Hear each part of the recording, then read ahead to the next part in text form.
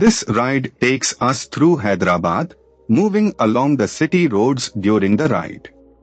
The mood here is calm and focused, with the sound of the engine carrying us through the changing rhythm of the streets. Let the road unfold naturally as we settle into this stretch.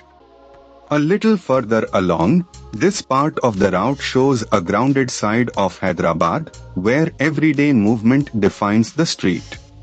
Shops, side lanes, and passing vehicles build a sense of momentum, and the pace stays steady. It is the kind of stretch where the ride feels less like a destination and more like a continuous observation. As the ride continues, here is something worth knowing about this part of Hyderabad. The lake has a large catchment area that collects rainwater from the surrounding hills. That local detail adds depth to what might otherwise seem like a simple road, and it reminds you that every ride here passes through layers of history and routine.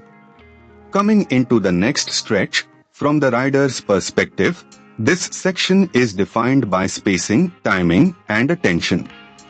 Traffic flows in its usual unpredictable pattern, so every opening on the road matters. The experience becomes less about speed and more about reading the street early, staying smooth, and keeping the ride controlled.